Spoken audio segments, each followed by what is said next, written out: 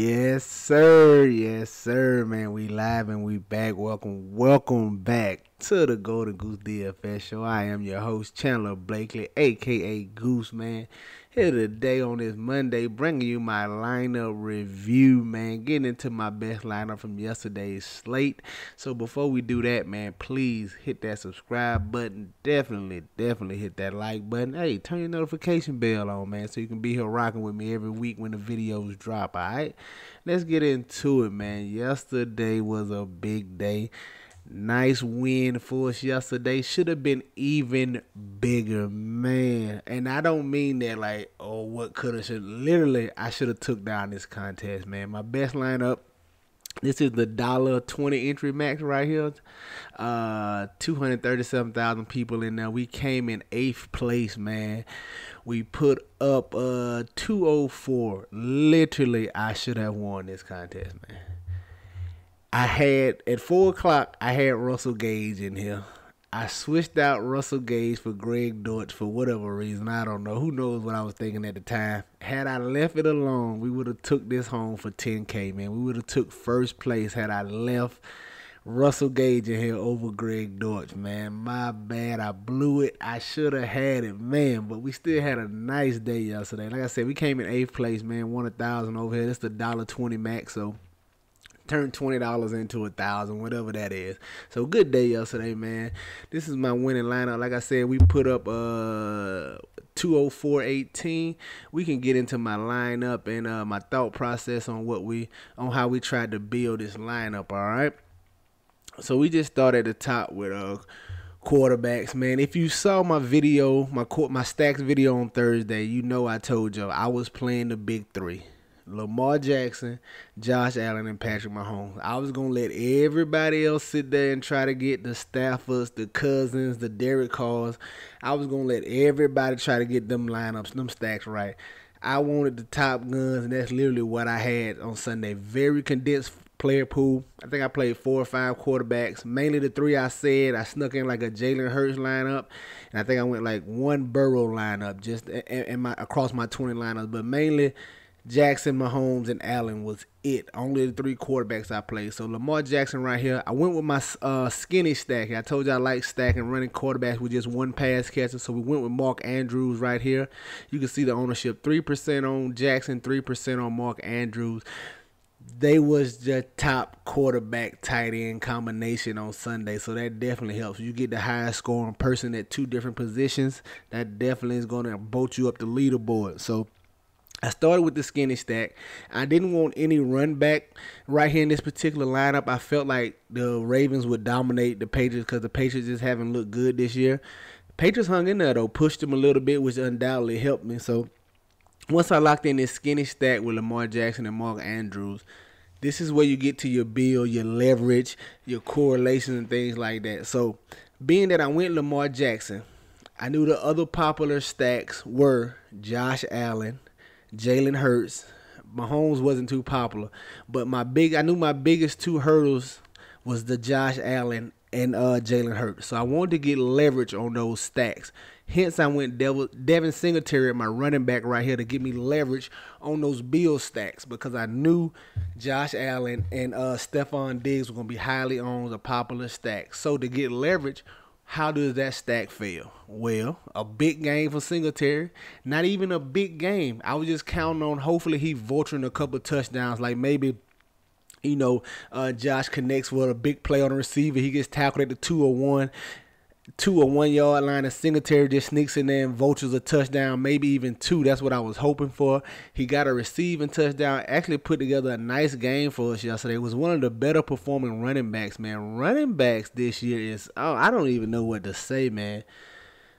It's so hard getting running back so far these first 3 weeks of the season, man. None of the guys who are supposed to do it are getting it done, but got a little lucky here right here with Devin Singletary. Josh Allen still got there. He had a nice game, but Diggs his complimentary Diggs, the guy that most people stacked him with, didn't get there, which helped. So this leverage play worked right here, and I got him at 1% on, which is beautiful. Miles Sanders was me trying to get leverage on the Jalen Hurts stack. So how did the Jalen Hurts stacks fail? Well, Miles Sanders having a big game. Same thing with Singletary. Miles Sanders having a big day, or just vulturing 1 or 2 touchdowns off a big pass play or something where they get tackled at the 1 or 2. That's what I was going for. I got the perfect game script. I don't even know how Miles Sanders didn't get that. I figured Philly would get up big and just run the ball, and he could possibly see 20 carries for like a $105 or something in a touchdown. But I don't know what's up with Miles Sanders. The game script yesterday was perfect for him to have 100 yards rushing. Perfect. They got up big and they just coasted. They put up like 24 points in the first quarter. First half or something like that. They didn't even score the rest of the game. Like, it was perfect for Miles Sanders to just run the ball and get 100 yards. But it didn't go how I planned, man. I'm going to have to reevaluate this Eagles running back situation. But after that, I had Miles Sanders. I paired him with the Eagles defense. Like I said, I expected the Eagles to dominate the Commanders, man. I expected them to get up big and just coast in, and I expected the Commanders to be playing from behind, throwing a lot. So that's why I went to Eagles defense. Paid off of them with 9 sacks right here. Just ridiculous. Didn't get a defensive touchdown or anything, but the 9 sacks definitely helped put us to a nice defensive performance here with 18, all right? Coming at the rest of my lineup now. After I did that, I got leverage on those Bills stacks and those Eagles stacks. How can I get different at receiving? Because it makes no sense. If I'm trying to get leverage, people will see this and be like, oh, you had plenty of money, why you ain't go Diggs? Because it makes no sense to go Diggs. I'm trying to get leverage. It makes no sense to go Diggs or A.J. Brown or Devontae Smith. None of those guys, because I'm trying to get leverage on those stacks. So I got to get different at my receivers. So at my receivers, I felt like it was a couple of number 1 wide receivers for their team that were in game situations that they would be playing from behind and have to throw the ball. So I went Michael Pittman Jr. here, just coming back off an injury. He had a solid first week, put up like 30 fantasy points. I know he's the Colts' number 1 receiving option.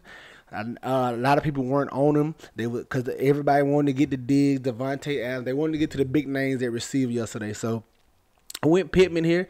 The game script didn't go exactly how I wanted it to go. I thought Kansas City would be up big, hence my Mahomes stacks, and the Colts would be playing from behind, throwing a lot. So didn't quite get the game script I wanted as Indianapolis shocked the world yesterday with a win over the Colts. But Pittman was still solid, man. 8 receptions, 72 receiving yards. No doubt if Kansas City got up like I expect and Indiana and the Colts had to play from behind, he easily would have had 10, 12 catches over 100 yards and maybe fell in for a TD. So I thought Pittman was a great pivot off of some of the top dollar receivers everybody was paying up for. Same thing with Christian Kirk here. I went Christian Kirk at my other receiver. Like I said, I feel like he's the number 1 receiver for the Jaguars. At least he has been far as usage and volume through the first couple of weeks. So I thought they'd be playing this Chargers matchup. Once I saw Herbert was playing, I thought it was a good chance that the Chargers would win this. I felt like the Jaguars could be playing from behind, throwing the ball. That game script didn't work out in my favor, but we still got solid production from Christian Kirk, man. 6 receptions, 72 yards, and a touchdown. Definitely solid for us right here. And then the Greg Dortch play that should have been Russell Gage, man. When Greg Dortch, I felt like the Tampa Bay Buccaneers was gonna try. We're gonna be more run heavy. You know, with all the receivers being out playing against the Packers, I thought they would feature Fournette more. So I liked Russell Gage, but I didn't know how much they was gonna throw. So I went Greg Dortch as my pivot not even a pivot, just to move away from Russell Gage because I felt like the Cardinals would be down and they will be. I know the Cardinals want to throw a lot to begin with. They don't want to run the ball. Plus, I figured they would be down to the Rams playing from behind, so throwing a lot more. So that's why I pivoted to Greg Dortch over Russell Gage. Like I said, in hindsight, had I known Russell Gage had been 3% and Dortch would have been 11, I probably would have just left it. But like I said, man, hindsight is 20/20. So Greg Dortch right here killed me. Should have left Gage in. And then I feel like my lineup, man, I had spent a lot of salary. I just needed a value piece. Went Hollins here. This is the spot you just got to get lucky in, man. I went Hollins because I saw Hunter Renfrow was out. I figured Hollins would slide into that number 2 role for the Raiders here. The Raiders was projected to be a nice stack, projected to score a lot of points.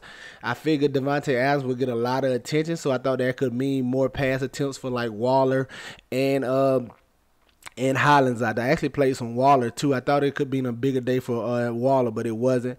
But I got Hollins right here because I needed a value at 3,300. He had a monster game for us, man. Over 100 receiving yards and a TD, 8 catches, 33 fantasy points, man. 10x value, the best value play on the slate yesterday. Happened to land him in this lineup, and that's how you come in 8th place instead of 1st, man. Let's go look at the winning lineup, see what they have. You'll see what I'm saying when I'm looking at this winning lineup. Mind you, see Greg Dortch, 17. I think Russell Gage had 26, 25 or something like that. So, the winning lineup, infamous OU5P. Congratulations, 21188. This should be mine. I'm not bitter. I'm just saying, all right, let me stop. Listen. All right, infamous OU5P, man. Congrats on the takedown. Should have been mine. But, yeah, he went with Lamar Jackson here as well. You see, this is a 200,000 person contest, man. Lamar Jackson 3% on. I knew everybody was going to go to those Stafford's cards. And, well, you should. That's not a bad play. They had a high projected total, a nice game environment. I just didn't want to go there because I knew those stacks are iffy, man. I knew Cousins, there's a chance that Cook could have had a big day. With the Rams, they always want to try to run. Even though they don't got a premier running back, they always trying to run the ball and they play action and do little things off of that. So I didn't really want to get to Stafford too much.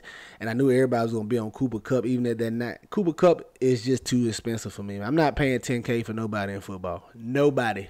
Quarterbacks included. NFL, I'm not paying $10K for nobody. 9-9, I'm not paying that for Cooper Kupp. So they went, but they the same thing, skinny stack here, Andrews and Lamar Jackson, but they ran it back with Stephon Diggs, 26% on, and Amon-Ra St. Brown. I can understand this build as well.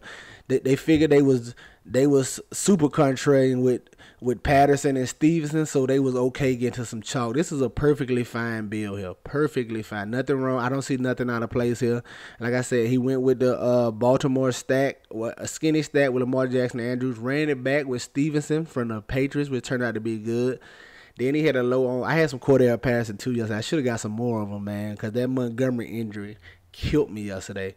If Montgomery didn't get hurt, man, like I said, Khalil Herbert had a great day. You can kind of condense that would have been a lot of Montgomery work. He might not have did the same thing Herbert did, but he definitely would have had all those opportunities had he not got hurt. So that pretty much killed me yesterday. I was heavy on Montgomery, heavy on Miles Sanders, just because I was heavy on Miles Sanders, not because I thought he was a great play. I just knew I wasn't playing Jalen Hurts, so that was my leverage spot. So that's why I had a lot of Miles Sanders. And like I said, the David Montgomery injury killed me. But finish out their lineup. Like I said, they went Chalky Diggs and Amon-Ra St. Brown because they knew they was different with the rest of their lineup. They got the Hollins play as well. Zay Jones, see, they stayed in that same game. I went Christian Kirk. They went Zay Jones. But maybe they had the same thought as me. No, they didn't because they went Jaguars defense. But they probably thought the same thing, man. This is the Jaguar defense. It's probably just a cheap defense right here. A lot of times people just throw in the cheapest defense they can, man, trying to fill out the lineup the way they like it. But nice build right here from infamous 0U5P, whatever that means. Congrats on your win, 10K. I'm coming for it next time, man. All right. That's our lineup review today, man. Let me know if you got any questions, comments, anything, man. You just want to talk fantasy football, do that. Be sure to be here tomorrow, man. We're going to do a contest selection video, and we're going to talk some single entry lineup building strategies, guys. So tune in tomorrow morning. I got something special for you, man. I figured 3 weeks into, we might as well talk about some strategy and how to build single entry lineups. So I do 3 max and 20 max probably next week. But we're going to start with a single entry strategy build and how we like to build single entries, all right? That's going to do it for us here today, man. Y'all know the motto, chances make champions. Y'all green up, man. I'll catch y'all next time, all right? Let's go.